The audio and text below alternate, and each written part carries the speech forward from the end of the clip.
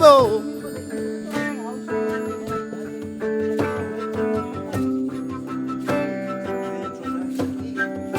Makhosi makhulu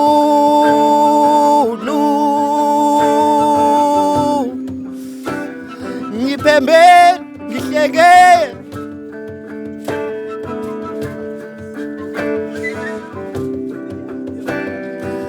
sithi makhosi makhulu ngiphembe ngihleke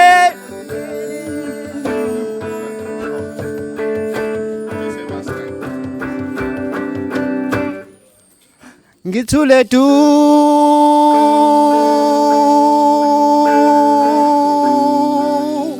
imoya ithi angibhekele angibhekele bhekele bhekele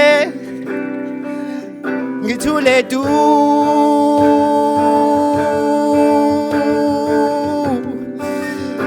imoya ithi angibhekele Begele, begele.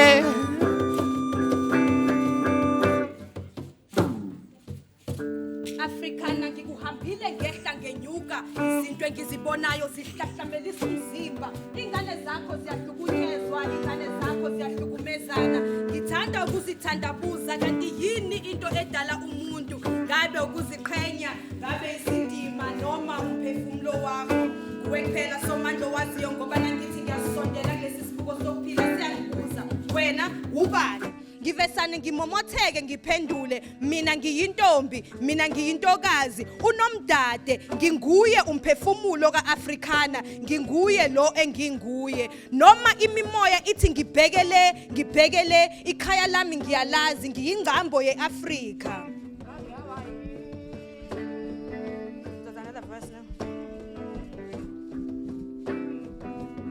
Africa, I have traveled your barren borders, bearing your barren fruits, yet it is a burden on my pride and my shoulders. What makes a man, I ask? Is it your dignity? Is it your pride? Or is it your soul? Only you can look into it like a mirror, because when I step up to this mirror, it asks, who are you? I gracefully answer, I am a woman, I am the daughter, I am the soul of Africa. I am all that you see and I'm all that you seek, because I am ingqambo ye-Afrika. Nginguye lo enginguye.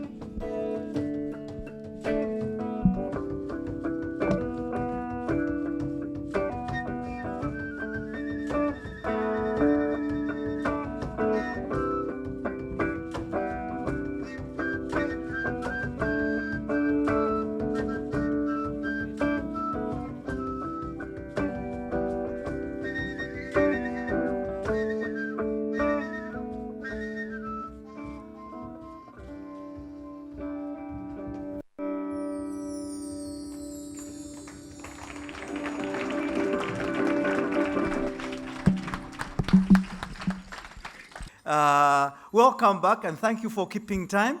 I think it's a very important part of our work discipline. And in the second panel that we have, we are going to focus on intergenerational dialogue on the AU Agenda 2063, the Africa we want. And the way this roundtable is arranged is that we'll have 1 to 2 minutes input by the panelists just to inspire us. We have agreed with His Excellency that he has given us a very inspiring agenda with a lot of substance in that speech for us to dwell on. So for this one, it will pass. Keep that message so that we keep it priority. And then we have 3 secondary schools in attendance and 1 primary school. So they have come prepared.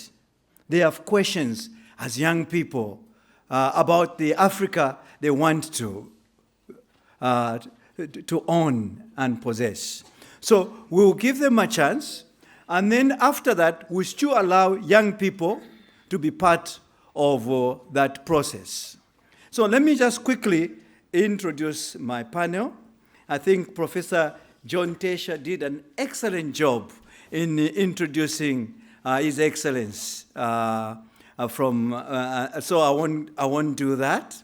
But I will maybe introduce, and Professor Mukize has also been part of the panel, so I won't have to do that introduction. But we have a new panelist, a father of IKS, if I were to put it that way, Professor Wari Mongani Serote, and he is part of the panelists. I also have a champion of indigenous knowledge systems, a champion from academic work, but a champion now responsible for the premier heritage site, the Freedom Park, Ms. Jane Mufamadi, as a panelist. And I'm excited to introduce the next panelist, who is a young person. So we tried to do an intergeneration on the panel. And she is, listen carefully, she is Commander Zanele Vayeke. She's a major in the South African Air Force.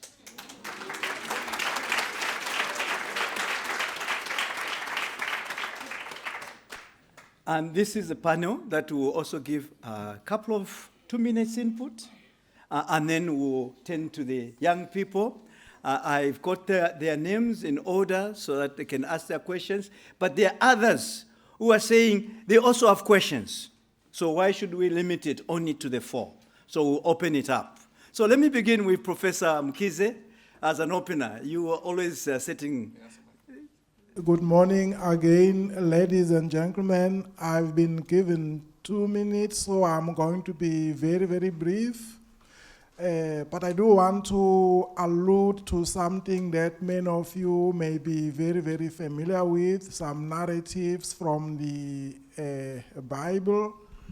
We are told that the Israelites, when they were asked to sing a song in Egypt, they asked, how can we sing a song in a foreign land? Unfortunately, we on the African continent are being asked to sing a foreign song in our own continent, using notes and mediums that are borrowed. So what I want to focus on very, very briefly, and also in championing the vision of KwaZulu-Natal, we are of the view that the development of the African continent in line with Agenda 2063 will be incomplete until such time that we pay attention to the development of the mother tongues of the world. And what we mean by that is, if humanity developed on the African continent, and if it is the African woman who gave birth to humanity, then unequivocally, the mother tongues of the world must be African. Therefore, ladies and gentlemen, in order to harness Africa's development, we need to be developing languages of the continent that can become unifying languages of the continent. We are here gathered, we are speaking in English in protest, we are speaking in French in protest, we are speaking in Portuguese in protest. We, as the University of KwaZulu-Natal, have developed a language policy which prioritizes isiZulu as a language of teaching and learning, not because we want to cement ethnicity, but we are sending a statement that development, economic, etc., needs to go hand in hand with the development of African languages as languages of science and technology. But we are also told that African languages are incapable of expressing complex scientific ideas. and we say that is a lie. Because science was not invented in English, science was not invented in French or Portuguese. In fact, it is only recently that those languages have entered the scientific arena. Ladies and gentlemen, the project of developing Africa also needs to begin with the development of the codes, deciphering the codes that are embedded in those languages, so that we do not speak our languages in a very superficial sense. The development of African history pre-colonialization, because we reject the calendar of the colonial enterprise.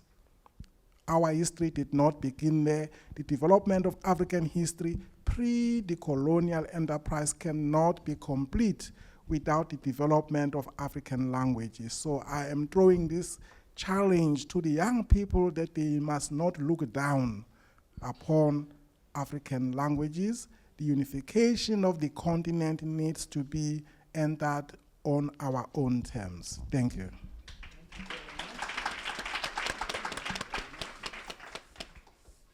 Professor Sletty, thank you very much. I would like to borrow from Professor Mkhize, but also from President Mahama,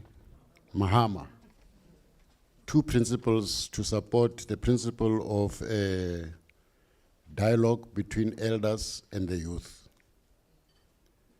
The elders must accept that the youth are beginning to master the issue of digitization. Recently, at a language and African family conference with a Khoisan, the first thing that they complained about is that our youth are not listening to us, they are listening to the cell phone. I intervened, I said, let them not listen only to the cell phone, let us encourage them to put what you elders are saying into the cell phone. Because if we do so, we will begin to own robotics, we will own digitization, we will own the fourth revolution. In fact, that is the starting point. I'm also therefore wanting to borrow from Professor here when he says the University of KwaZulu-Natal introduced isiZulu. I would have thought he'd gone further, and maybe let me add, and then he and I privately will go and hit each other outside of here. I would like to add and say maybe isiZulu and the 9 African languages of South Africa can begin to contribute to Swahili, the growth of Swahili in South Africa, and give that responsibility to the youth. There are many elders here who know a lot about Swahili. For instance, Professor John Tesha. I'm sure he'd be willing to sit with the youth and say, ABC of Swahili is the following, because that's what Tanzania did. It said the ABC of Swahili is this. Today, the whole country of Tanzania speaks Swahili. It had many other languages, but it speaks Swahili. Let me end here, and I'll come back to the contribute. Thank you very much. Thank you very much. Even you can hold it. You can hold it.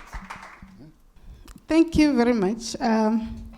I just want to say it's challenging for me to sit with Professor Mkhize and Professor Seroti and Professor Nkonde and Professor Tefi in the audience. These are my mentors, so I've learned a lot from them. I just want to maybe remind us of the Agenda 2063 and the Africa we want, just to paraphrase so that I can contextualize what I want to say. This is the continent strategic framework that aims to deliver on its goal for inclusive and sustainable development, and is the Pan-African drive for unity, self-determination, freedom, progress, and collective prosperity. Of course, pursued under Pan-Africanism and African Renaissance.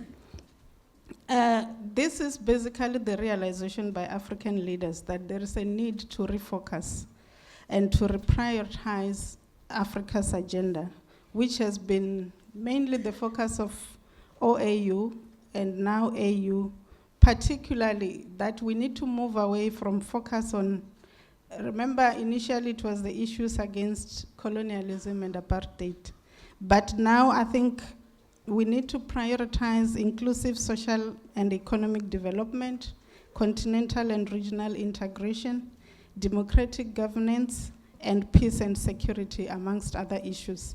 I just also want to paraphrase what Dr.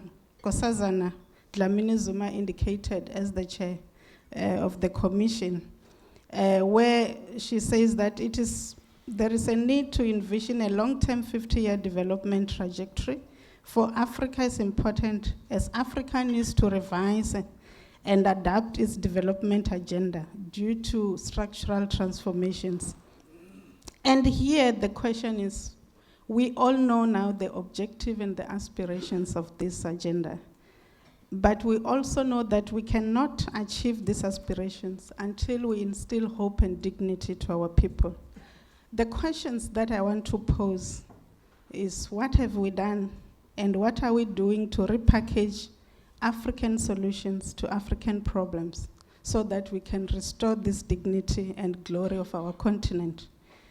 I always ask this question. For me, I find it amazing that with such wealth of intellectual capacity, sometimes to a point that even the West mine this intellectual capacity for their own development.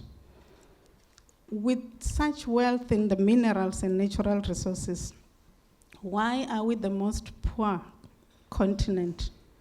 Why are we fraught with the challenges of poverty, diseases, and underdevelopment?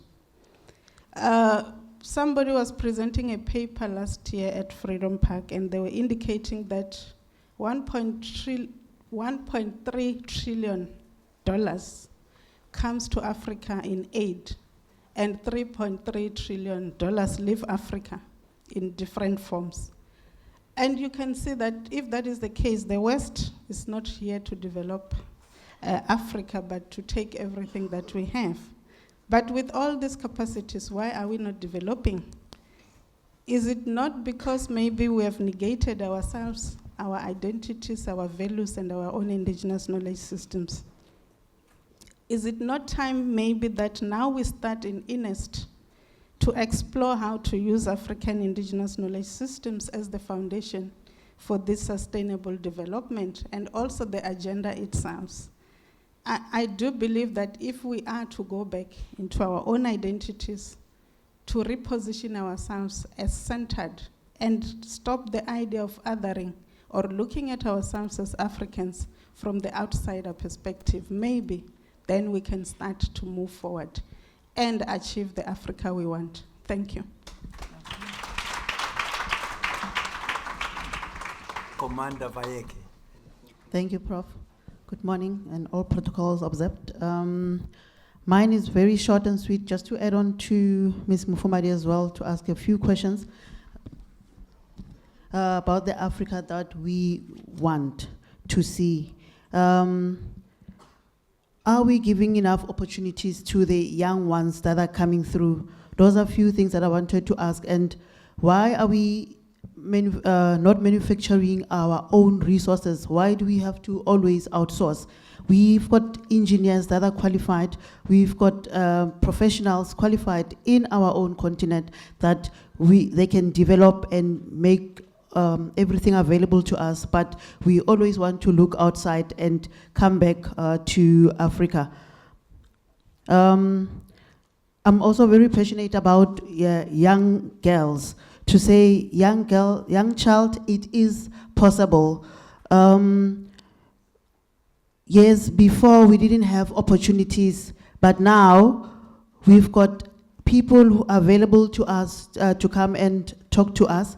And just to raise a question to our leaders to say, can they look into funding programs that will grow the new generation? Can they look into that so that we grow our own resources and skills? Thank you. Thank you very much. And now we would invite the young people to ask questions. Maybe it might be useful if they could be seen in front. I don't want them just to stand where they are.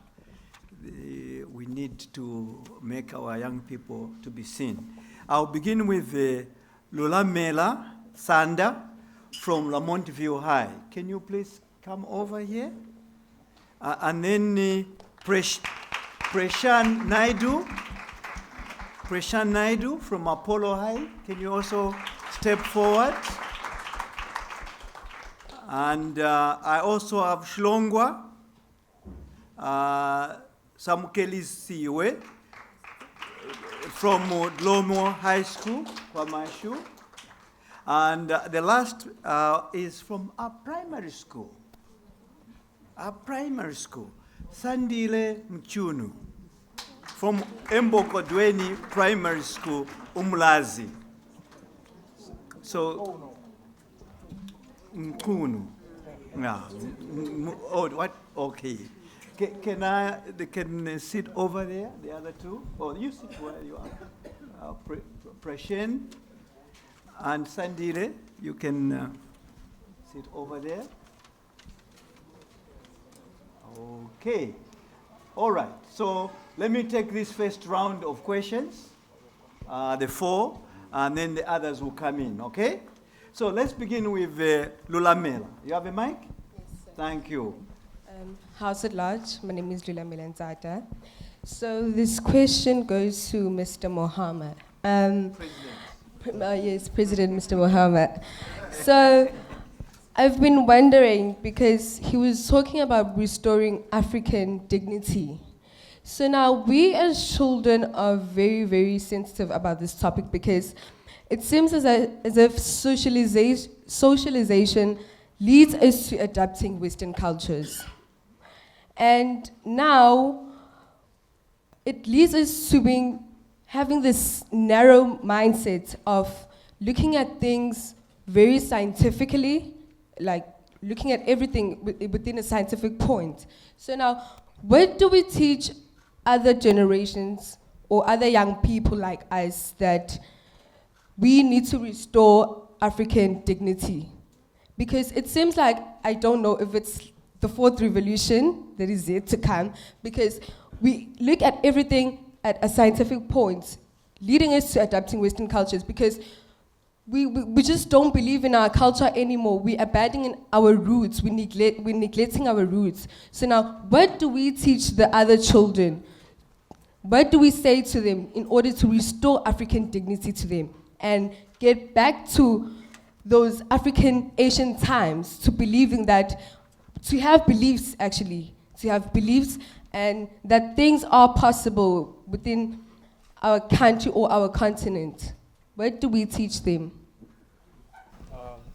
Good morning, ladies and gentlemen, and various professors of excellence, and former President of Ghana, John Mahama. It is a great pleasure to be part of this conference. Majority of our youngsters in this generation do not appreciate or influence media in our country. Using media in our country is the way we socialize these days. It's technology. And if we use technology to go across and how we want to improve our country, we can make a difference. Thank you. The students have adapted to the Western way of living. They're shy to voice out their ideas which uplift their Africanism. Poverty in our school prevents our youth from being engaged in African literature, because my school, there are no libraries in my school. My question is, what can help my school get a library? Because every time we try to do something, our school gets vandalized by intruders. Thank you. Good evening, everyone. Good morning. My question is that, can you please highlight key aspects of Agenda 2063 where the primary school children can take part? My name is Mandisa. I'm from Embotweni Primary School. I'm in grade 7. My question is, how are you going to make history interesting to us rather than learning what happened in 1652? 16? 1652 is when the Dutch came in at the coast. That's the historical line. All right, thank you. Next. My name is Anele. I'm from Imbo 20. I'm doing grade 7. My question is, how can we use African literature to build the Africa we want? Thank you. Next. Sincere greetings to all esteemed guests, ladies and gentlemen, and fellow learners and participants. From my experience, since grade 4 until now, we have learned more about Western and European history more than we learn about our own history. My question is, when will we see more of our own cultural history in our own syllabus? Good morning to all. My name is Tselogu Ndlovu from Apollo Secondary School in Chatsworth. First of all, it's a pity for me that I don't see the Minister of Education with us here. But because he needed to be here, I have a question that don't you all think that the Department of Education should ask the schools or to put in place or to put in process at least two periods that will be just allocated for only all learners to learn more about their history and their cultures? Because in inverted commas, the general history that we learn is not enough to find out more about our cultures and our history. And lastly, I would like to ask that don't you think the following should be compulsory, that from grade 8 to 9, children should be taught about the rise of African nationalism, so that they know more about our ruling parties and where do they come from, like from the APO to the SA, NNC, because in later on from grade 10 to 12, they don't get a chance to learn about history because they might not choose history. Thank you.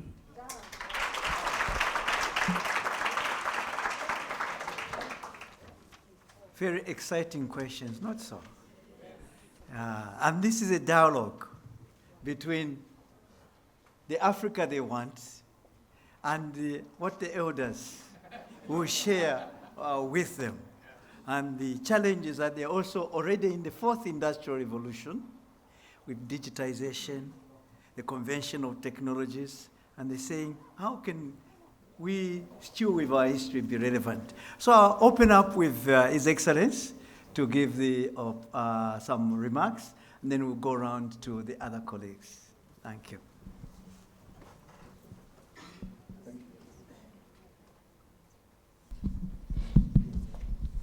Thank you very much. Very incisive questions. And that is why you cannot underestimate our youth of today. They have access to far more knowledge and information than we ever had when we were growing up. They are celebrating the anniversary of the Apollo 11 moon landing, and they've been showing a lot of documentaries on the international news media. And one thing that strikes you is that the computer that was used to achieve that feat packs less gigabits than your personal laptop today. And so the world of knowledge is open to us. But the question is, how much is Africa contributing to that world of knowledge? And that is why our children in the digital age are being exposed to so much knowledge, but a lot of it not rooted in our African history and culture. And that's why they have that deficit. There must be an intergenerational dialogue like we're having now. And if there's a dialogue, then it means there are two people communicating with each other. It means that the communication must be comprehensible to each other. And for it to be comprehensible, we must understand what our children are listening to and what we are also listening to from them. They have a different way of absorbing information. In our time, we had to read huge volumes and commit them to memory. Today, the children want it more illustrated in figures and images, and they're able to absorb it easier. The children or the youth of today believe that the elders are not listening to them. And we also believe they are not hearing what we're saying. And so there's a disconnect there. And they have their own language. If you want to communicate with them, you must learn to speak in their language. I'm going out for dinner with my wife, and she comes out, and our son is standing in the hallway. He says, "Wow, Mommy, you look hot." Hot. And then I'm following immediately a few steps behind her. "Ah, Dad, you look cool." How can we look hot and cool at the same time?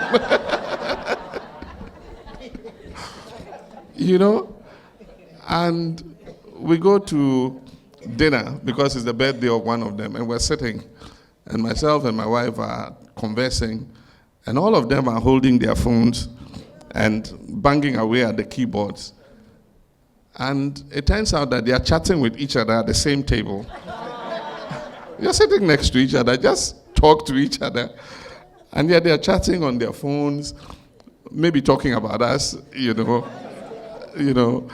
And so there's a generational gap, and we do need to see how we can bridge, that gap.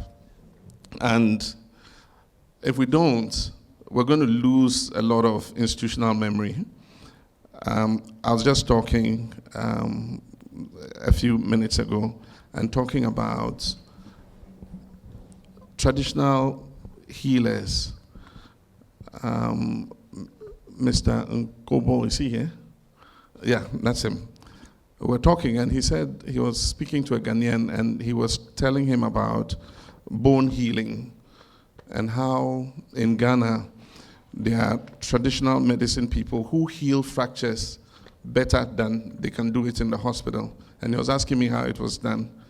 And so I was explaining to them about the herbs they use to speed up the healing of the bones when they are set and put together.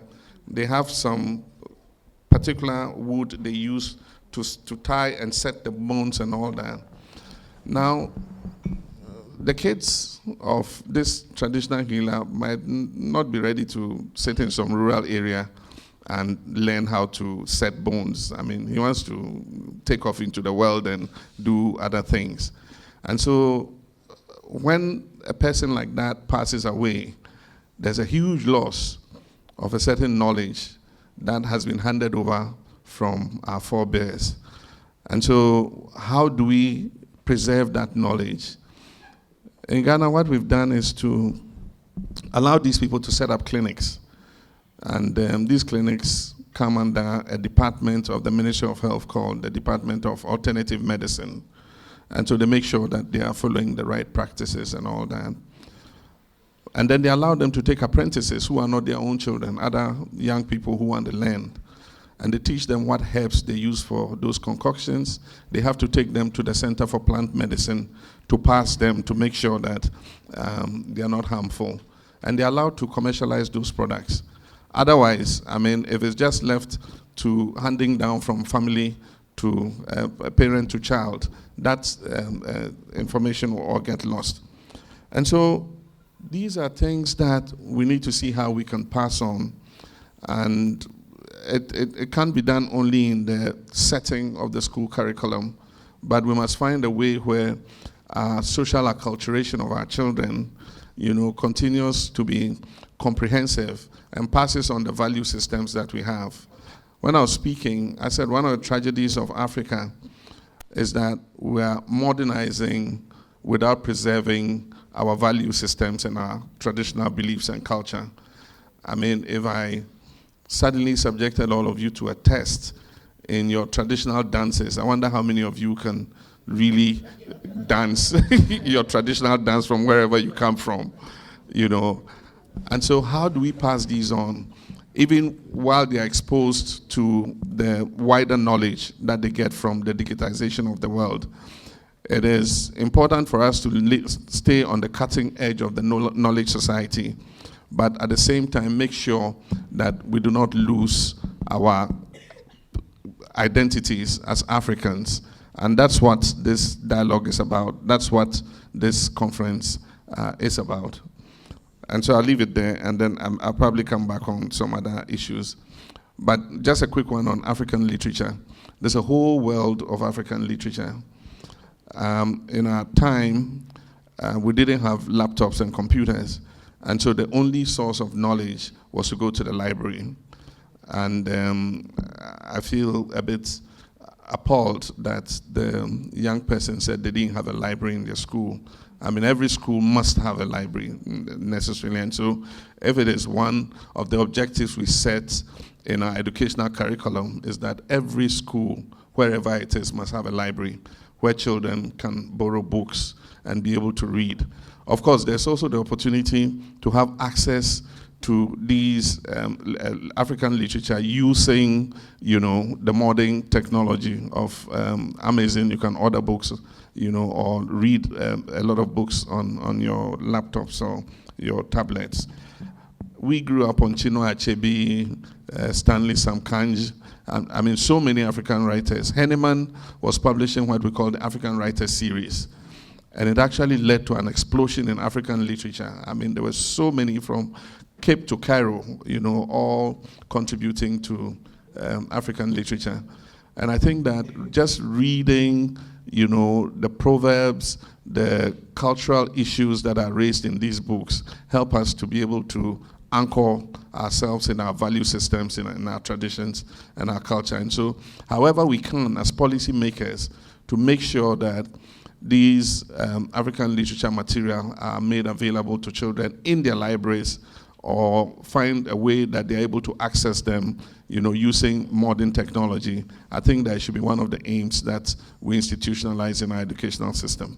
Thank you. Thank you very much to all our future leaders for those very, very incisive questions. I'm not going to address all of them, but I'll touch highlights here and there. The issue of re-establishing a sense of community is very, very important. Because the reason you get schools vandalized is because we have broken away from the core sense of being a community in pursuit of materialism. As a result of that, we find African educated intellectuals abandoning their communities. We find African educated intellectuals believing that education is about acquiring Western values which will set them apart from their own people. So now it is about time that we perform the role of being intellectuals or educated people in our communities, which is to go back to the communities that nurtured us in Inanda, KwaMashu, Gugulethu, and give back. How can we do this? We have got universities, we have got centers of excellence. How many of our students go back on Saturdays and run classes in maths and science in those communities? How many of us give back to those communities in terms of shaping the values of those communities? As a result, criminals have taken complete control of our communities. So this is a challenge that we need to throw to all of us who would rather live in Hillbrow to indicate that we have arrived. You haven't played the role of being an intellectual, which is to uplift your communities. So this is a challenge. Many of the questions here were about history. And many of our future leaders made a point of reference, 1652. I remember this very, very precisely as a primary school and high school learner. There was always a question that you had to pass. When did Jan van Riebeeck arrive at the Cape? 1652. And you even had to know the ships that brought them there, the dromedaries, the reiger, etc. Now, this is what I was pointing to when I was saying we need to develop our own calendar and our own point of reference.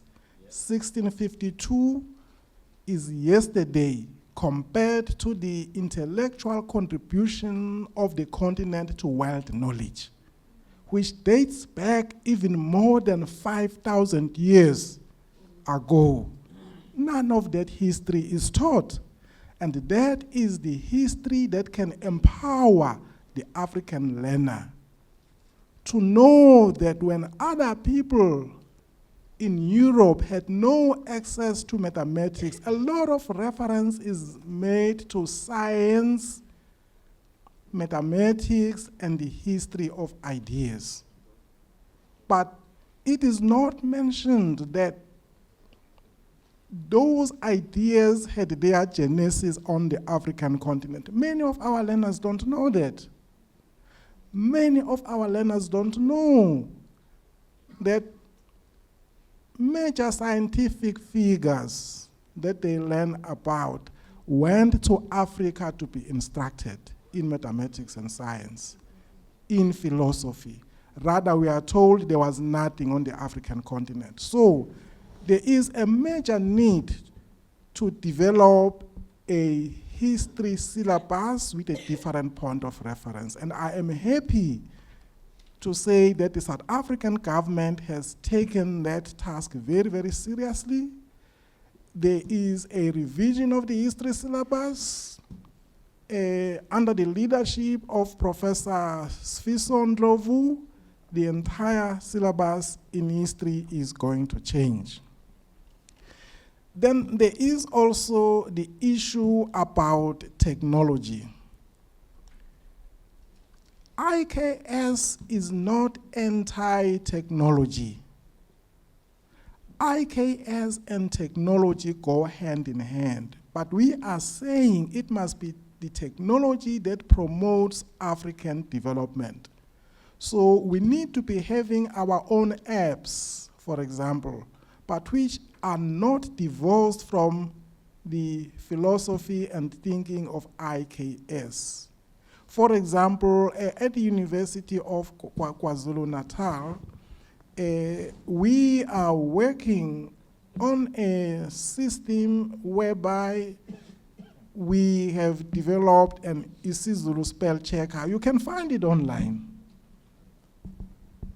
Many of you will know that if you are working in a language such as isiZulu, which is an agglutinating language, in other words, only one small part of a word has a meaning, it is almost close to impossible or very difficult to develop a spell checker. Now what is happening? Major European countries who have similar languages are coming to us and they are asking, how did you do it? So that is the role that we want IKS to play. Now, also going back to the point I mentioned earlier about African languages as unifying languages. The narrative that we were taught is that in Africa, there are thousands of languages, thousands, and therefore you people cannot communicate to each other. But people, intellectuals, such as Sheikh Anta Diop and many of our intellectuals, Obenga, etc., have taught us that there are no more than perhaps 5 to 10 major language groups. So it is possible to develop a unifying African language, and that is an intellectual task that African scholars need to attend to if they were to move away from intellectual laziness. in the same way that German scholars developed a unifying German language. And I'm very pleased to say that in 2010, in fact, Prof. Serote, we introduced Kiswahili at the University of KwaZulu-Natal. We were heavily criticized, but our vision was how can we create social cohesion on the continent and move away from the demarcations of the Berlin Conference, which continues to be a major source of evil on the continent. So the long and short of it, let us revisit the issue of history, pre-colonial history, as a foundation of the dignity of the African person. Let us revisit our own understanding of what it means to be female. We hear many wrong narratives. In Africa, it is okay to belittle women. That is not our narrative. I can tell you in many of our languages, when we are referring to women, we use a suffix which is an expansive one. Like indoda, indodeya, indojeana, a small man. But when we are talking to a woman, inkosi, inkosikazi, a big chief, referring to a woman, indodakazi, indicating that in the African cosmology or thinking, women were not considered to be inferior in the way that the narrative is being told. Agenda 2063 cannot be achieved without addressing this question.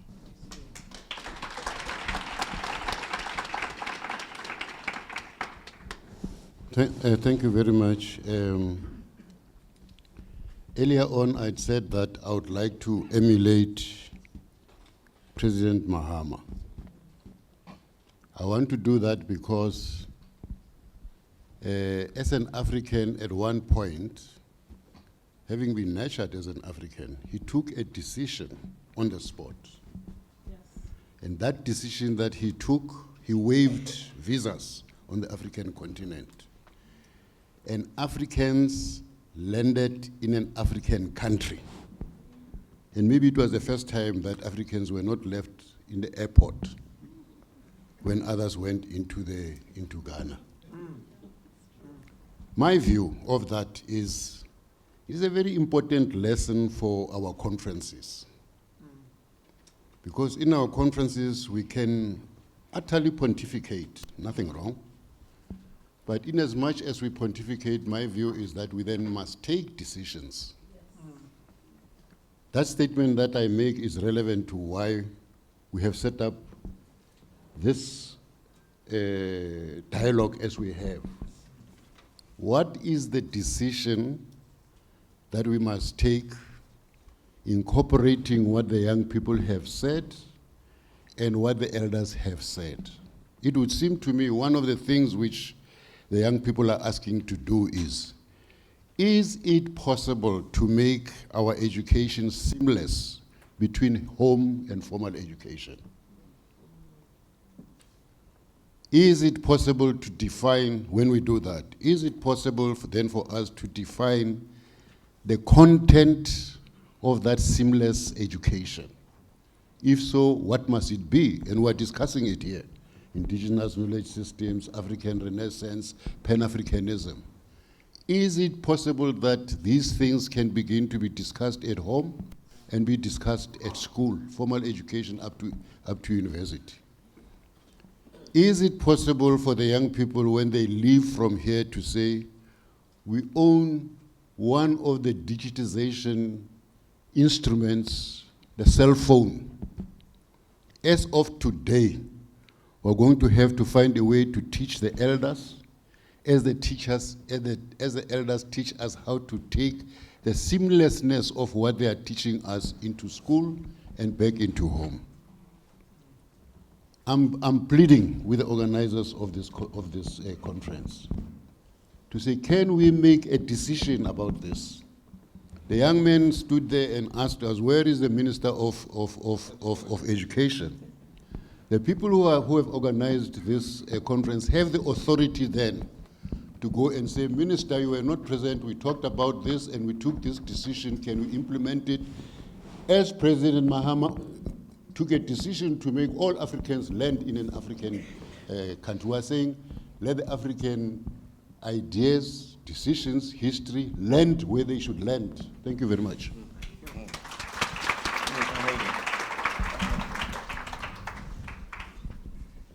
I'm also just going to generalize maybe the responses and group some of them in terms of the questions from the learners.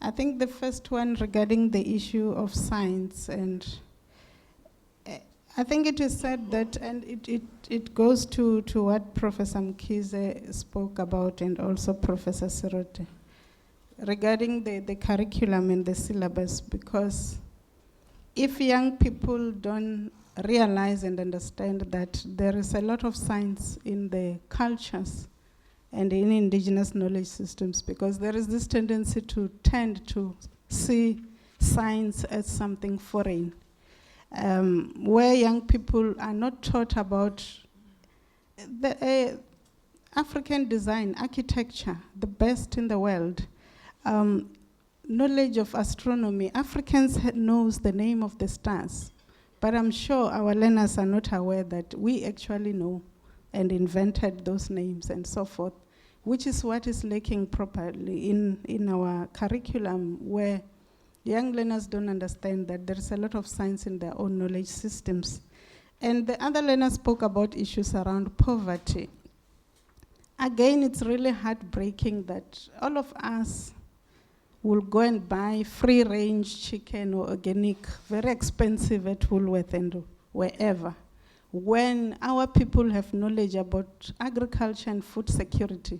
And actually the organic is what my grandmother grew at my backyard at home when I go home.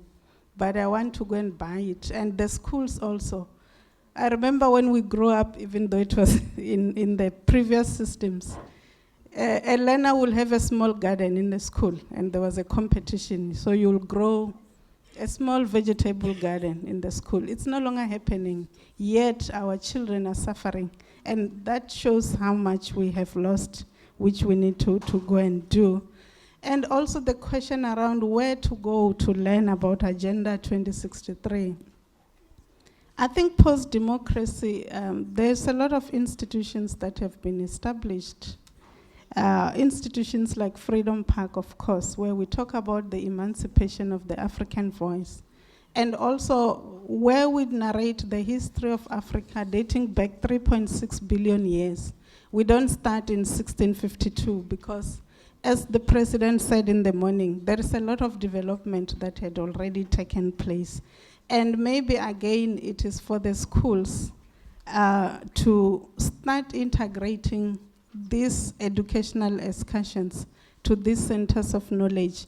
I spoke to, we're neighbors to the Voortrekker Monument. Freedom Park receives around 95,000 visitors per annum. The Voortrekker Monument receives around 230 per annum, plus minus. And Robben Island also has the highest. So I asked them, who are your main visitors? Because we try to categorize, understand the patterns. And both institutions told us that 95% of their visitors are international, not local, not South Africans. It is the same.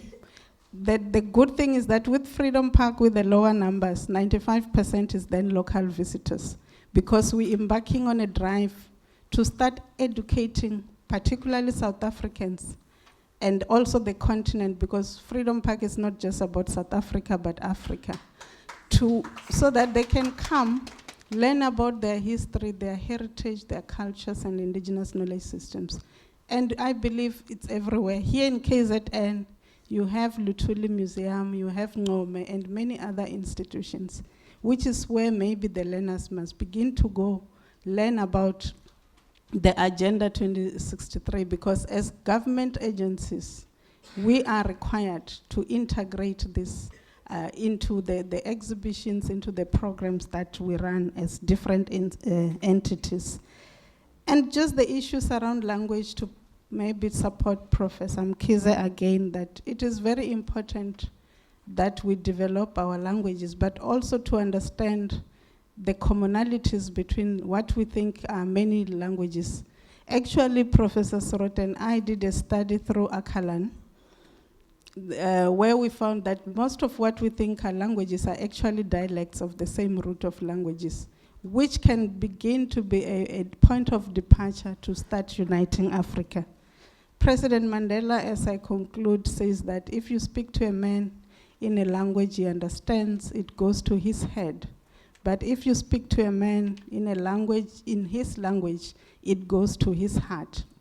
And I think that is just signifying the importance of developing languages as well. Thank you.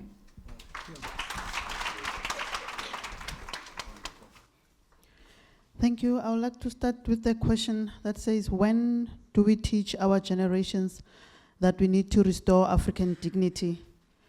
For that, I would say home. If we can go back home, if our parents can take us back home and teach us all the values that they learned, the youth will also know how to restore African dignity. The transition from Emakaya, from Elokshini to staying in the suburbs has really made us lose our self-worthy as Africans. Not that that is wrong. Yes, we need to grow as people, but we always have to remember where we are coming from. My neighbor's teacher told the son that the child can go visit the grandmother during school holidays. And the mother asked why. And the teacher said, no, because when the child comes back after school holidays, his English is poor. He speaks more Zulu.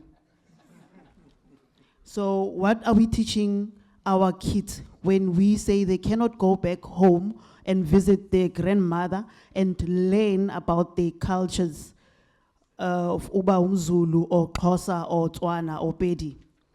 And it is sad that we still find ourselves still under the spell of Western cultures. I believe this is the platform, this is the time of us to start looking back into our history, past 1652, and start writing our own history books for school kids. Make that compulsory. As the young guy asked, where's the minister? Which was a very important question. We really need to look into our history and make that compulsory, like the other young men specified for earlier grades before you get to a point where you have to choose either you're doing history or not. We really have to look into that. Social media has become a problem of which I think the government can look into that, that we don't make social media a problem, but a solution to our youth. For them, when they are sitting down, they can open that phone and actually look into the history of Africa, look into transforming Africa, rather than finding our kids on a cell phone. It's funny that my grade one asked me for a phone the other day, and I asked her, what do you want the phone for? She said, no, I want to WhatsApp you. So when you are not home. So I thought, God, where are we going for a grade one to ask me for a cellular phone? I have a Nokia phone, the old one. She says, no, that's not a phone, ma'am. A phone must have a camera, and I must have WhatsApp for me to be able to talk to you. Yes. So we really need to look into that social media. I think this is where, as Africa or as the African Union, or we can sit down and the government and say, how do we help youth when it comes to this social media? Let it not be a problem where you find old men taking advantage of young girls on the internet, but helping each other when it comes to that. I actually deploy a lot to the DRC, and when I leave here and I get that side and I come back, I get to realize how privileged we are here in the South. Because the further up you go, the women there or the young girls, they get taught that marriage, children. Those are the only two things they know. You need to be married at the age of 14, 13, and you must have children, then you are a woman. So we really need to look into such countries where they teach young women that they need to be married for them to be something in their community. And looking into the kind of work that I do as well, as a woman and a black African, it's very hard because they say aviation is for male and it's for white. But this is our country, this is our continent, and these assets are ours. There is no such thing as this thing belongs to so and so. So it's time we start installing that into the young ones and telling them that this is our country, this is our continent, and if we sit down and we do nothing about it, no one will come through and do something for you. Thank you. Greetings to all. I am so privileged to meet you all, and I feel that this topic is relevant. Although I've been sitting here and I've grown to appreciate what I've been taught. But my question is, colonization is part of our history, even though it's not part of African nationalism. In our syllabus, how are we going to balance out colonization and African nationalism? Because as a history student, you need both sides. We can't just look at one aspect. With deepest respect, I understand where you're coming from, but I feel that it needs to be a balance. Now, how are we going to get that balance in order to show all nations and all characteristics, even though it may be good or bad? Humble greetings to the House and all protocol observed. My name is Andile Mthembu and I'm from the University of Zululand, studying consumer science. There's been a lot of talk about that. As Africa, we need to start, changing the curriculum. There's a lot of talk about introducing indigenous knowledge to our schools. I just want to say that in the Department of Consumer Science in the University of Zululand, we have started. As you can see, these are cakes which are made of chickpea flour, which is blended in with your normal flour, but there's chickpea flour here. This is cowpea flour, cakes made of cowpea flour, which is known as imbumba. And then also this is also made out of cowpea, which is in Zulu is known as imbumba. In the department, we also have noodles which are made of imfino, which is known as imbuya. So I just want to say this. We, as the consumer science, we realize that there is a lot of people who are food insecure and nutrition insecure. So as a drive, we say that we need to start incorporating indigenous food, understanding that students or pupils or a lot of people do not want to eat indigenous food. We said, let's incorporate it to the food that is normally eaten. So when you eat this, you are eating imbuya. So we're taking back our cultural food that our grandparents were used to eat. So the question is, yes, we have started this initiative, but how can it be incorporated to the economy? How can we as the Department in Consumer Science be able to make it, because we have processed it, but can it be able to then, the next step, we need assistance in terms of how can then it be improved, how can we market, or how can it reach students? Because last year in the same conference, I spoke about including indigenous foods in school. Now we have came up with a system how, because students will eat that rather than eating the actual imbuya. But then obviously it means these engagement or this platform, it's where we need to discuss this. So I hope my question was recorded. Thank you so much. I'm Sazin Zama from also the University of Zululand, all protocol observed. My question relating to Agenda 2063, firstly, maybe comment on it, that as a young person, it's a very inspiring document that gives us a future to look up to as a young person. But my fear also as a young person is that its implementation, like many other documents and agendas, have failed. How do we ensure that member states, as in the different countries that exist in Africa under the African Union, implement it It's been adopted at a continental level, but different countries have their own developmental sort of agendas. I know we have the NDP here in South Africa, and many other African countries also have their own sort of developmental agendas. How do we sort of incorporate our national interest with the continental interest? My second question... I think I'll take one. Just one. It's a very quick one. It's linked to what Andile was talking about and to what the panelists were talking about in terms of language development. We as scientists develop stuff and they are patented in Western countries. They come back with English instructions, and for you to understand them, you need to understand the English. And the language then becomes a sort of dominant factor in the intellectual property of that scientific invention. How do we make our own invention our own? And how do we then incorporate, for instance, the stuff that we are doing promotes not only our own indigenous culture, but also our languages? How do we move on forward by not taking stuff that is ours but exported but comes back in a different language that is different to ours? Thank you. Tamago,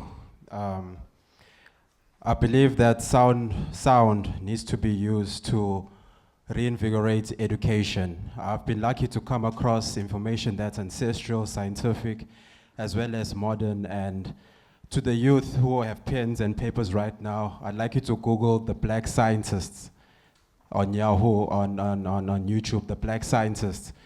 That will very much help you in invigorating your mind to learn more about where we all come from. Besides the whole world being black, it'll teach you more about where all the races come from. And it'll also give you a more understanding that there's no science there's no European or white scientists, everyone was black. So besides race, I'd like to also bring a point that universities and basically employment, it needs to be something that is a labor of love. Even if you're a teacher, doesn't mean that you're born to do that. So if universities and schools could really invest in aptitude tests for people to find out where their labors of love are more directed to, it could really help in people working for the passion and not so much for the money. And because as black people, not just black people, the whole diaspora, our consciousness, our mind used to be directed into the same flow. So whatever Muammar Gaddafi was trying to do for the whole African continent, I understand that it wasn't the right time. Besides all of the deep politics and economic risks that it took, it wasn't the right time. But the time is coming now whereby the information age is one of the signs that the time is coming now for all Africans in all different races for us to take our rightful place and for things to be corrected. So I do not panic anymore in terms of us running out of time because things are coming together. So one thing I'd like to advise everybody here is embrace the changes that are going to come, because one thing that's going to happen is that us as the youth that are here, whether we're in school or whether we're under 35, we need to be open-minded and also have more of these sessions. So I hope to speak a bit later on or tomorrow, and I'll be able to add in more because I came late, so I don't want to repeat anything that may have been said. Good. But please Google the Black Scientists. Morning, ladies and gentlemen, all protocol observed. My name is Debuho Semelink. First and foremost, I'd like to raise my hand. I've just recently, in the last year, started a foundation that teaches digital skills to kids from the ages of 5 and up. Why are we doing this? We want to reach every single child on the continent because we believe our children need to be able to compete at a global level. We need to show the world that we are participants of the global economy, and the way to do that is being part of the global transformation. Digital, the 4RI everybody talks about, is not coming, it's already here. Our children need to be able to do, they need to be able to create, they need to be able to be part of that economic transformation. And we believe from foundation phase, that is where you start. High school is slightly late. So I would like to put a challenge forward to everybody that is here in whatever agenda we are, when we leave here, please, can we start at foundation phase? Okay. The first 7 years of a child's life are the most influential.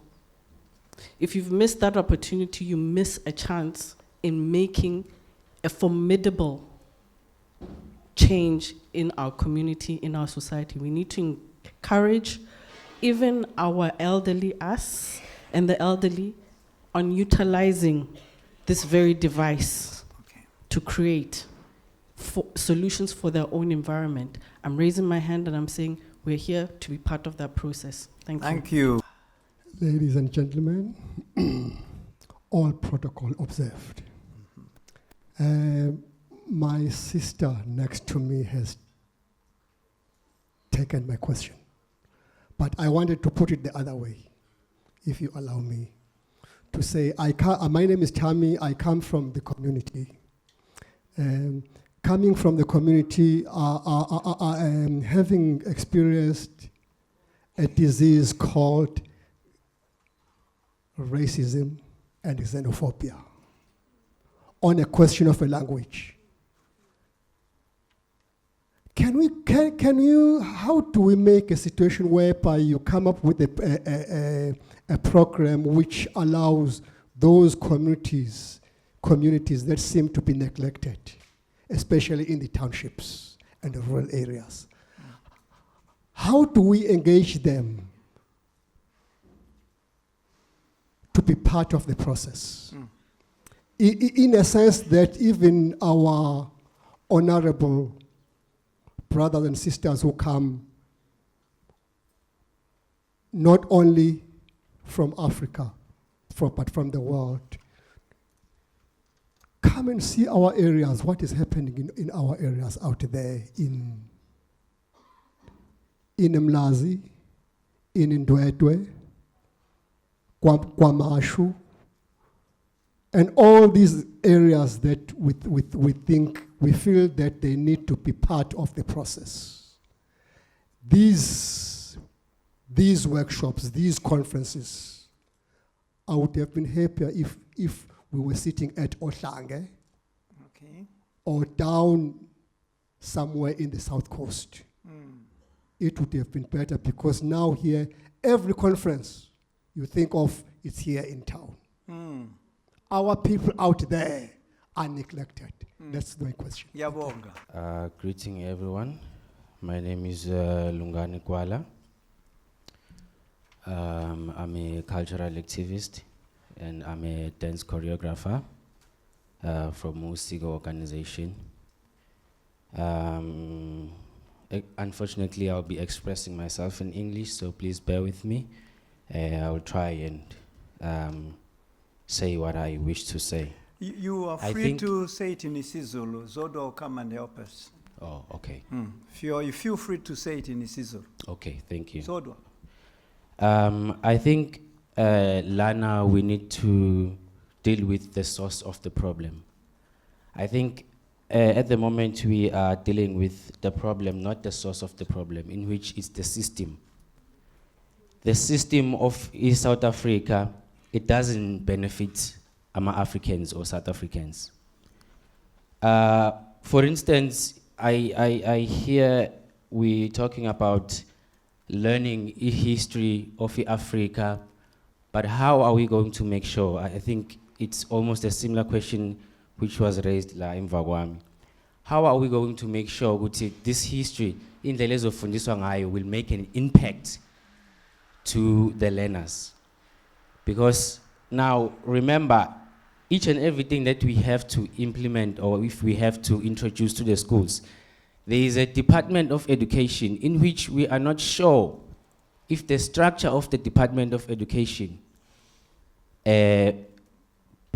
benefits or it was designed to support or to fit the South Africans. So now, for instance, as Usi organization, we are in a process of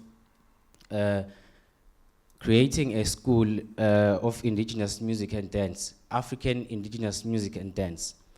And now if we open the school, what will happen is the Department of Education will want to change what we wish to implement in that school, and it will convert it into something else in which is not going to benefit us as Africans. So now how are we sure, as we are discussing now, if I speak in Zulu, it's going to be translated in English so that it's going to reach the people who are fighting against what the good things that we are discussing here. I like the idea of having Swahili as the main language that we can use so that we can be able to interact as African people. So now, how are we going to be sure ukuthi whatever that we're trying to implement or to discuss as Africans is going to be secured, ukuthi it's not going to be changed into something that is not going to benefit us again as Africans? Okay, thank you. Thank you. I greet you all with respect and humility. My name is Wiseman. The question is very simple and it's embedded on this quote. It was uttered by James Baldwin. It reads, open quote, "We can disagree and still love each other unless your disagreement with me is deeply rooted in my oppression and denial of my humanity and right to exist." To His Excellency, President, the question is, why is it that most progressive initiatives and active agreements, particularly led by African leaders, seem not to be getting necessary support amongst other African heads of state? Typical example, what you have started in Ghana, supported by Rwanda, the open visa process. Is it an ideological capture or is it an administrative capture? Thank you. Thank you very much, and all protocol observed. Mine is part answer to the questions raised by the young people here. Answer number one, your school is invited to visit the Masisi Kunene Museum, which is a library consisting of over 20,000 manuscripts written in the original isiZulu in this city. It's free entrance. We have a stand over there. Come and we can exchange ideas as to how you can be a professor on the international level and write in your own language and refuse to translate it to English and become a preeminent scholar. So I'm just giving you some answers. We are very fortunate because we live in a city where it has been designated as the UNESCO City of Literature and Culture. Did you know that? This is a eThekwini municipality. So those are the two main issues I wanted to share with you. Indigenous knowledge systems at Pansi Museum. If you look at this, if you are a student of maths or geometry, this has been continuously produced and reproduced by African women over the years. And at Pansi Museum, you'll find some really antique pieces that have been made by African women on this continent. And this you can find generally across the continent of Africa. So if we're talking about indigenous knowledge systems, we must have practical repository where we can go and experience these things. Durban is very fortunate. So please visit Pansi Museum. You can write your school name over there. We have a stand. You can come, and it's free. And as for the DigiGirls, the Microsoft idea, I was amazed because it was at UKZN. There were 200 girls, and there was a competition among the schools from Umlazi, everywhere, for the girls to produce an app. And the girls from Umlazi won against girls, from Durban girls, and they won. So what she's talking about is actually very practical. So the prize, they were invited to visit the Mazisikanana Museum and look at the literature. I said to them, before you jump into the fourth industrial revolution, know who you are. Thank you. All protocol duly and respectfully observed. I want to make 3 comments, very quick and short. Good. The issue of generation miscommunication has always been there and will always be there. When these youngsters grow up and they have their own children, those children will not be communicating with them. Now, how did it get handled in the past? It was through traditional schools. Now, what our education system has failed to do is to build on that and transfer it into the modern education system. And that's, to me, that's one of the challenges that we need to think about. Second point I want to make, again, a short one. The young lady who spoke so passionately about her school not having a library, and every time they have one, it is burnt down. In my first life, now I'm in my 4th life.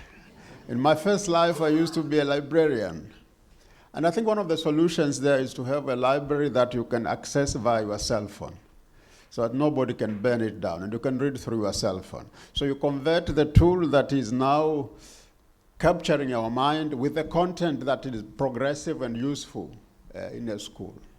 My third point, and the last one you'll be glad to hear, is that every problem has got a seed for its own solution. All we need to do is to look very closely that this problem is here. What is the solution to this problem? I believe that one of the challenges we face as Africans is to make our content available in the mediums which are currently very used by our young people. And what is there now is a myth. The internet is actually an area of complete emptiness. A lot of it is rubbish. There are very humiliating things going on in the internet. People don't know what to show and what not to show because their information literacy is minimal. They think that if they take pictures when they're in their bedrooms, people will be interested in them. And there's a lot of humiliation going on there. So my view is that we need to think about content and how to upload it and make it speak to us. Otherwise, what content is there speaks in a foreign tongue and simply perpetuates our powerlessness. Our powerlessness. That's what I said. Thank you. Well, thank you very much. Actually, I wanted to speak at the end. Let me first thank His Excellency, former President Mahama, for introducing this subject. It's very important.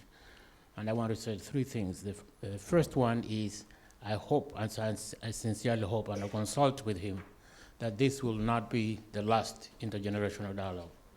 That we as Africa Forum, through him, we will work hard to see that this intergenerational dialogue, which we've been talking about, will continue. The second is to make a few corrections on some of the issues. The issue of Swahili was raised, an African language.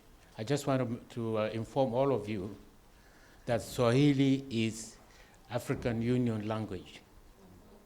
It is an official language of the African Union.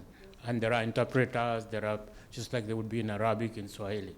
So it is, and now I see that South Africa is working hard to introduce to schools, and what we should do is to try to introduce to our schools. But Swahili is an official language of the African Union.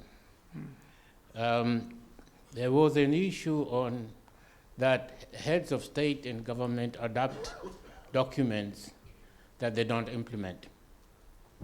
Well, to some extent, that is a problem. And we are so happy that President Mahama was able to have a visa abolition agreement with you can go to Ghana anytime. We've been working on that for years now. But I think with the Continental Free Trade Area, there will be no reason not to have a visa abolition agreement. Our biggest problem right now, and I don't want to make a speech, our biggest problem right now is border access. I just came back from Zambia, where I went to visit or celebrate the 95th anniversary of President Kaunda, who is the founder of the 95th anniversary. And what I discovered was there were 50 lorries at the border between DRC and Zambia. And some of them medicine, food, but they all get rotten before they can cross. But these are issues that we will need to work on very quickly. And so, as a dialogue, it is also important to encourage our leaders and using the former African heads of state and government to implement some of the decisions that they take. And that's really their responsibility, to go around and work hard to implement. The one you're talking about, and quickly I will end here, we started a long time ago, and President Mahama will know that what you have now, the Lagos Plan of Action was many, many years ago. And it was called Lagos Plan of Action and Final Act of Lagos. And it provided for free movement of people, right of settlement, and capital. That has not been implemented. And then we went to several other decisions, including one called APA. APA in Swahili means swear. But it means really African Priority for Economic Recovery and Development. That has not been implemented. So dialogue is important for these young people to understand that it's not that the leaders are not working, they're working, but they need to be implemented. And I would appeal to the organizers, and I'm ready to work with them. With the colleagues like Professor Soroti. We have something called a Concerned African Forum. And this is the concerns that they express all the time. So let us think of a way of sustaining the momentum that developed today on dialogue between the elders and the youth. Thank you. Thank you, Chair. Santi Wangidi, Director of the Institute of Africology. I just want the young people to know that when we talk about Agenda 2063 as one of the 50 women who were brought to the AU to put in the Agenda 2063, the women agenda, you only have 44 years to do this. I'll probably be very old when it's done. So we're not asking you to dream about Agenda 2063, we're asking you to implement. And that was the call of Kwame. When Kwame wrote the letter, he said he wanted that your generation, when we get to 2063, we'll not just have universities that was given to us by the Europeans, but you would have built new institutions. You would have built some train tracks that would take us to Zambia in 2 hours. You would have built an airplane that would take us to Ghana in 3 hours. You would have been able to cross the Atlantic because you would have already gotten the blueprint. And one of the mistakes we make as Africans, as the great Nkrumah told us, we have to start implementing the plans at hand. And the tragedy of the age for the African is that you want to reinvent wheels that they have a blueprint.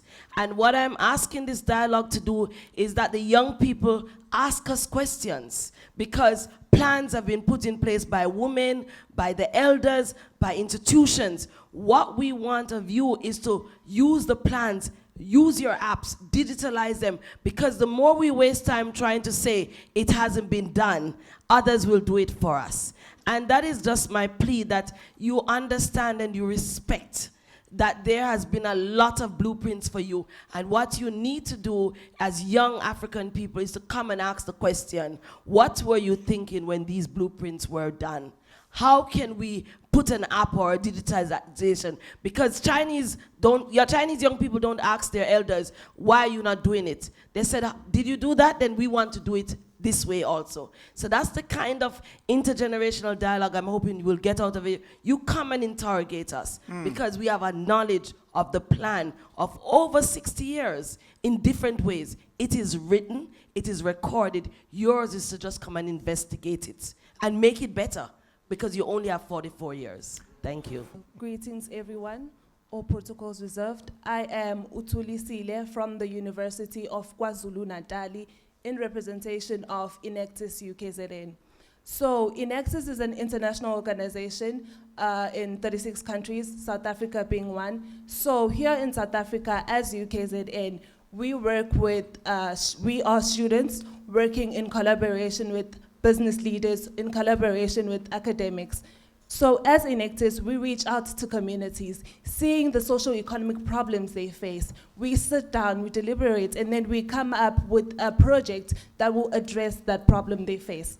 So one of the projects we've come up with is Isaac Space, which is all about sack farming. It is addressing the issue of food insecurity within our communities. So we looked at the fact that in townships, we have very small spaces due to urbanization. So we thought that these people are food insecure, yet they have very little space available for them. They can't even practice basic gardening. So we thought that with a sack, a basic maize meal sack, a basic sack that carries umquba, like umqakazo, if I can say that. So we use that sack, and then we teach them how to plant in it. So we plant your spinach, your potatoes, your beetroots, your lettuce, whatever that can sustain a family. So we reached out to the community in PMB, where we taught a group of old women how to plant using the sack. But then we realized that we aren't reaching out to enough people if we're just addressing a few households. So we reached out to schools, understanding that schools is a medium where people of different households come together. So it is a center of information. So if we go to a school, we target multiple households at once. So we work with schools where we found that as much as schools of Quanta 1 to 3 may have feeding schemes, but then these schools face issues. Sometimes their feeding schemes aren't providing the proper food that children need for their diets. So we reach out to the schools. We're working with now an emerging farmer, helping him produce enough to reach a commercial scale. So that is what we do, addressing food insecurities within our communities, equipping them with the necessary skill, understanding that agriculture is a future, and teaching our youth that it isn't something that should be left out for older people. It's something that we can do. It's something that we should do. It's easy, it's possible. With the 50 kg sack that only costs 14 Rand 40 cents to implement, producing over 23 produce of spinach in a very short space of time. It's possible, it's cheap, it's effective. Thank you. Last one. Yes, thank you. Sanibonani ngenhliziyo esithobile nakuwe Mongameli waseGhana. Igama lami uThobekile uNtombiyelanga. I'm part of a collective called Ntombiyelanga Nabalimi. We are a band, but also we are self-made ethnomusicologists. We promote, we develop, and we preserve indigenous music and instruments. And for example, umakweyana used to be made out of tails of cows or goats, or horses. But now in this era that we're living in, we have managed to manipulate it so much so that we even put in a tuning peg from guitars, because before you couldn't get your scales and keys and etc. And the reason we're doing this is because these instruments are not created to be forgotten. They need to be carried forward. And we understand that we're in the moving times and we need these instruments to go with the generation that follows us. The black one here that is a pipe is actually umchingo. It used to be made using seaweed. But now, because we don't have seaweed that much and people are polluting the ocean, we've transformed it and using a water pipe, which is a very simple thing to use to make these instruments. Our challenge right now is that we don't have support that we need to go into the schools and teach children. I make these instruments myself. Doesn't even take me any time, you know? And the reason I do this is because I really feel like our ancestors gave us something that keeps us balanced. In the era of technology where everything goes, we need our spiritual center. And our spiritual center comes from this. Even the solutions that we are working on, let's not leave out the spiritual element of this whole process as black people, you know? So I urge any organization here that is for the development and the preserving of these indigenous instruments to please help us. As self-made ethnomusicologists, we have plans. I've already got an Udu drum from Nigeria. I've got like kalimbas from Kenya. We need these. We need to secure them, teach the children how to make them. We need farmers who can plant calabashes for us because we're running out of calabash farmers. And we utilizes these calabashes. So thank you. Thank you very much. From the artistic, technology, digitization, it's all in one. All right? So I'll turn to the panel, and I'll begin from my left, and then move on, and His Excellence will wrap up as a way of closure. Thank you. Thank you, Prof. In conclusion, I would like to start by saying, the time is now, Africa. Let's start working together to achieve one goal. We've got great platforms to implement what needs to be achieved. Agenda 2063 is upon us. Let us continue working together to create the Africa that we want our children to be proud of. My sister from Ghana is my sister. My brother from Kenya is my brother. Let us learn to love one another, Africans. Lastly, I would like to have a challenge here to say to each and everyone, especially the students, do a research, learn about 2 or 3 cultures outside your own country, their food, their lifestyle, how do they live, how do they survive? Then we shall be able to conquer this. Thank you. Thank you. I think in conclusion, I just want to say we need to maximize opportunities that are presented by the richness of our knowledge systems in order to come up with sustainable solutions in terms of our challenges, but also just to coordinate and synergize the good work that has already been done by communities, by institutions, and even governments, so that the others can emulate and we can begin to implement practically and in earnest. Thank you. I just wanted to acknowledge a value system which has been brought into this conference. Because when we talk about values, we also relate them to the struggles of the African people as they liberate the African continent and create those values which have to be adhered to so that we continue the process of liberation. In this room, there are 2 people who manifest a value system through structures whose objective at all times is what is it that we should do to liberate the African continent. President Mahama gave us an example. He spoke about the African Forum.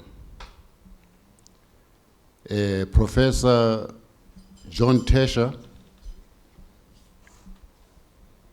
coordinates that structure. Am I right to use that word, Professor? Yes. Coordinates that structure. In that structure, the people who are in that structure, a criteria was put in place to say who qualifies to be in this structure. If you go through that criteria, it says what is it that we should continue, the values of the Organization of African Union, what is it that we should be doing to also continue the values of the African Union, what is it that we should be doing to continue the values that liberate the 1.2 billion people of the African continent, including those in the diaspora. I'm saying, very briefly, what is it then that we should do to cascade those values to other structures that exist on the continent? I'm using this to say my observation is when the pioneers come, they do certain things. Those who follow the pioneers, it's like you take an eraser, you erase everything of the pioneers, and you think you can start from scratch yourself. In doing that, you erase extremely important value systems.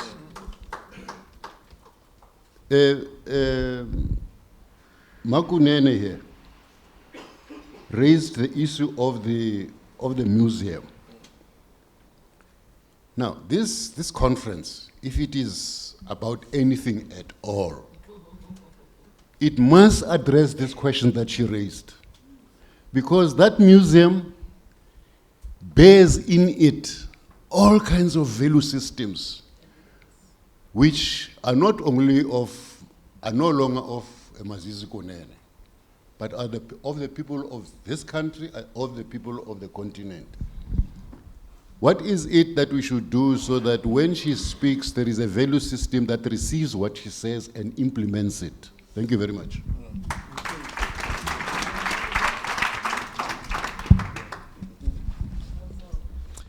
Thank you for the opportunity. In conclusion, a question is asked, if you had a civilization, where are the sources? Many of those sources are not available to our young people and even to our older people. And I think many of our speakers today have indicated that there are archives where those sources are kept. And those archives need to be mined, interrogated, and studied. Finally, the introduction of Western schooling introduced a distinction between the school as something that learners go to and the community as something that is separate from education. Now, as institutions of higher learning and institutions of learning in general, we are saying we want to strengthen partnerships between these institutions so that learning becomes an integral aspect of the community, an integral aspect of who we are. Where we have got to borrow Western technology, we infuse the Ubuntu spirit into it. Thank you. In wrapping up, I'll just pick a few of the issues the young people raised, because it looks like a few of the questions of our young children here have fallen through the cracks. One of them asked, he says, how do we make the study of history more interesting? And like I said, there's been a generational movement. I mean, where we used to sit in the past and learn huge volumes by rote, our young people are no longer interested in sitting and reading through several volumes and committing them to memory. They're able to absorb faster using audiovisual aids. If you put it more in a documentary, illustrated form, they're able to pick it faster than if you just let them sit and put a textbook in front of them. I mean, they won't read it. And all of us as parents know our children now. And that's why when the young man said the Minister of Education should have been here, I'm sure that they are the policymakers and they could pick some of these things and make sure that these aids, learning aids, are more available for to our children than they currently are. We could also have excursions. I mean, take the children out more, send them to museums and other things, let them see practically, you know, what the issues are, and they'll pick it up much better. It says, why can the curriculum be made such that we're able to learn more African history than the history of Europe and other places? I mean, here again, if the Minister of Education was here, it's all about the syllabus. You know, how can you accentuate African history in the syllabus rather than, you know, make European history and other histories predominate, you know, what our children study.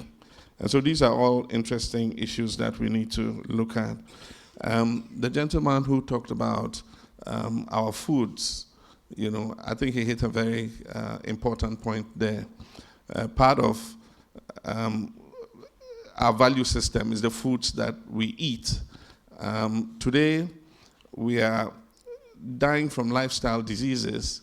There's been an explosion in kidney ailments, in strokes, in all kinds of things, because we're eating hamburgers and all those junk foods, and we consider them to be fashionable and a lifestyle change, but they're killing us, you know. And our parents lived much longer lives without Western medicine, and yet they lived long and healthy lives.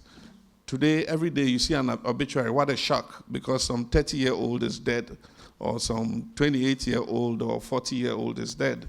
And that is because of abandoning our local foods and eating, you know, Western foods that just pile us up with cholesterol. And now we have a more sedentary life. We're not as active as our forebears used to be. And so it means that nutrition must be an important part of the consideration that we make. The issue was raised about free-range chicken and the mass chicken dumping that is taking place. Chickens that have been pumped full of hormones and antibiotics are what we are eating, instead of your grandmother's chicken that was running in the backyard, you know, very healthy, nice meat. You know, we've abandoned all that for KFC and all these other, you know, funny foods.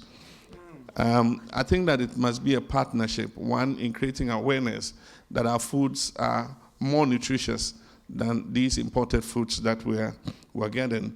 It should also be legislation to increase the content of what we eat using local content.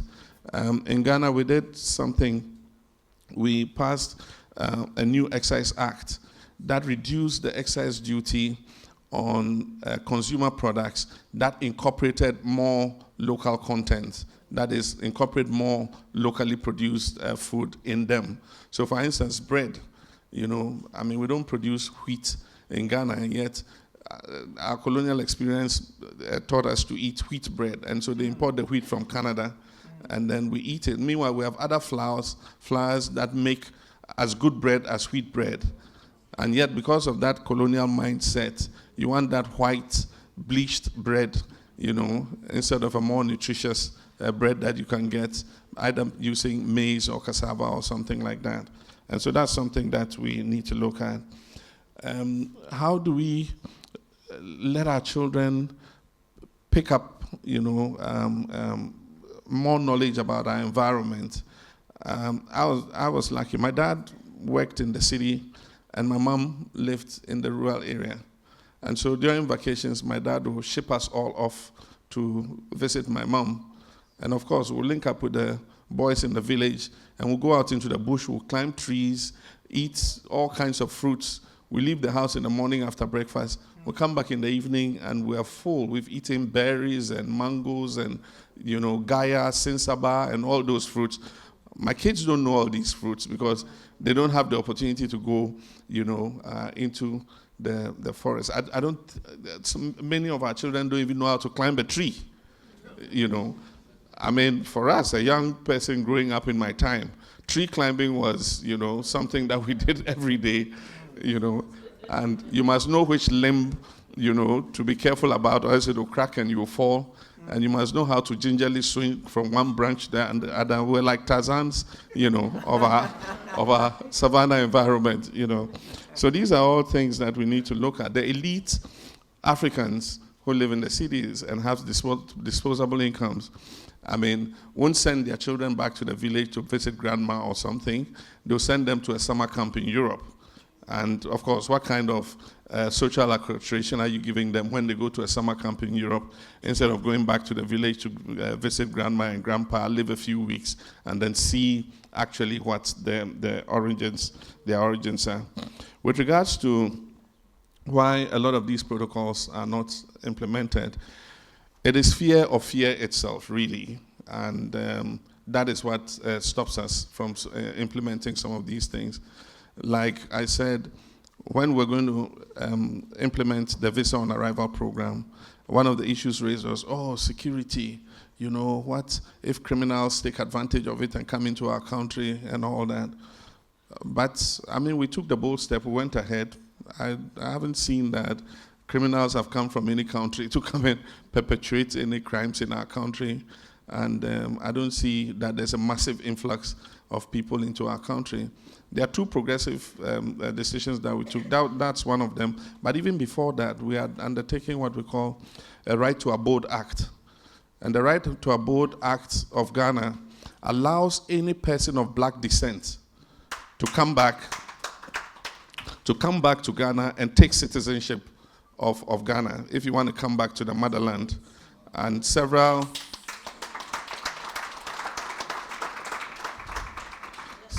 of our Caribbean brothers and sisters have come back and are holding Ghanaian passports today. They have a right to vote in Ghana. They live in Ghana. Rita Mali, Bob Marley's wife, is a citizen of Ghana. She lives in Ghana. She's even made a queen mother, in the area where she lives. And so these are decisions that bring skills and talents back to the homeland. And they are not things that we should be afraid of, And the point is, what has made some of the nations we look up to and admire great? It's migration. America is great because of the huge migration, that took place. All the skills and talented people from all over the world, congregated in America and created a spirit of innovation that has made the country what it is today.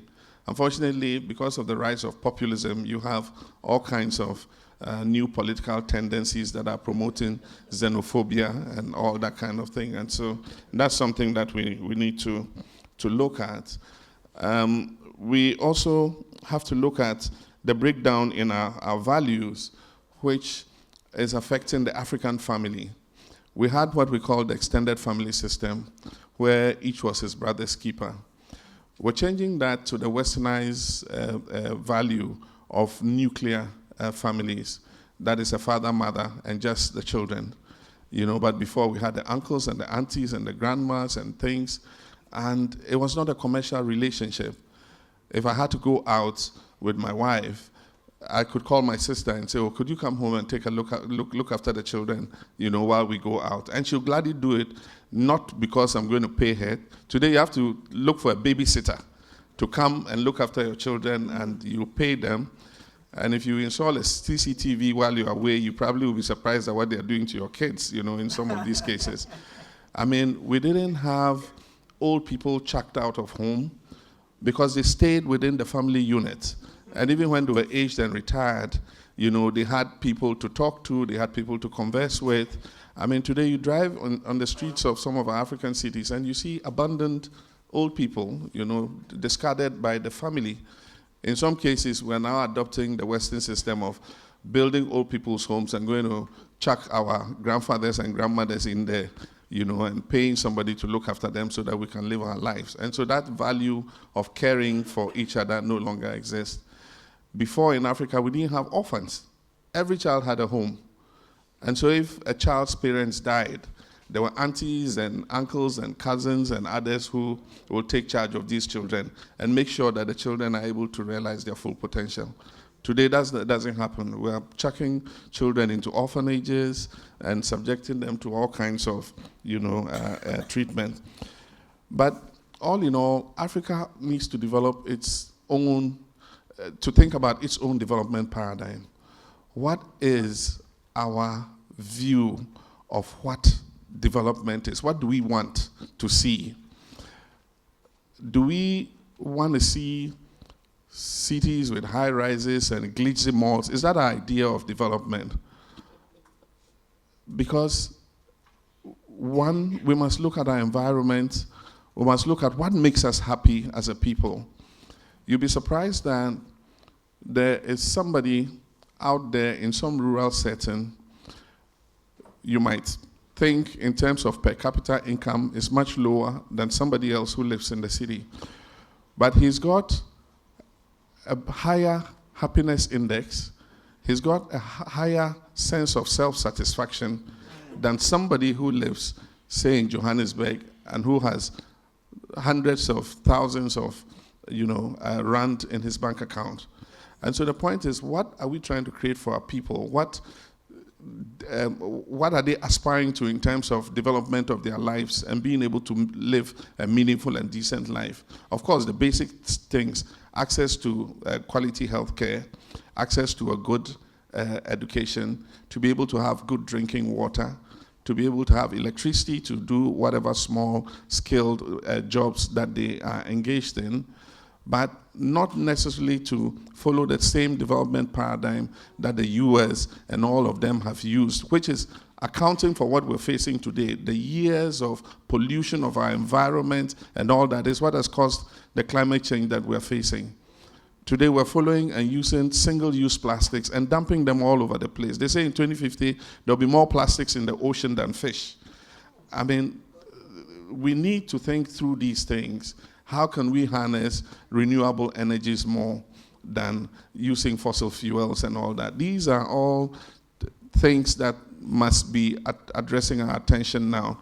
And if you look at the African way of life in terms of how we related to the environment, you find that it was more environmental friendly than the kind of existence we're trying to adapt.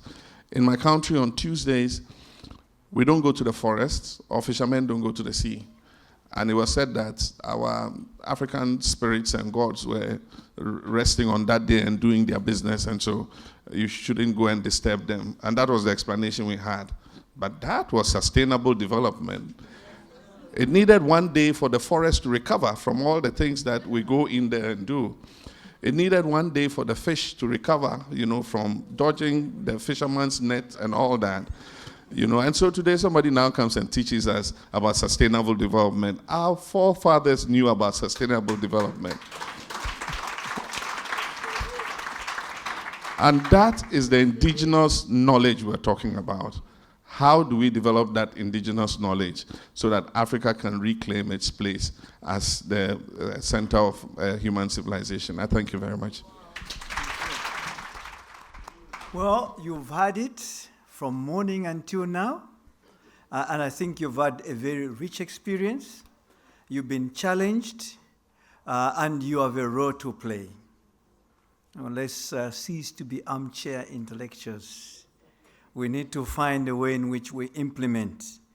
The level of engagement that you've been challenged to is very high. How can Africa think about its own developmental paradigm? How can Africa continue to aspire to build its future, which is actually the past of Europe's? If you want to do catch up with Europe or America, you always live in its past. For how long? So we need to look at our own visions, our own futures, and take that in our own hands. And that's what this panel has been giving to you, whether it's in language, in food security, it's in the values and all. That's what they have been subscribing to. So I think that we have set the stage, and we need to thank them for setting the stage.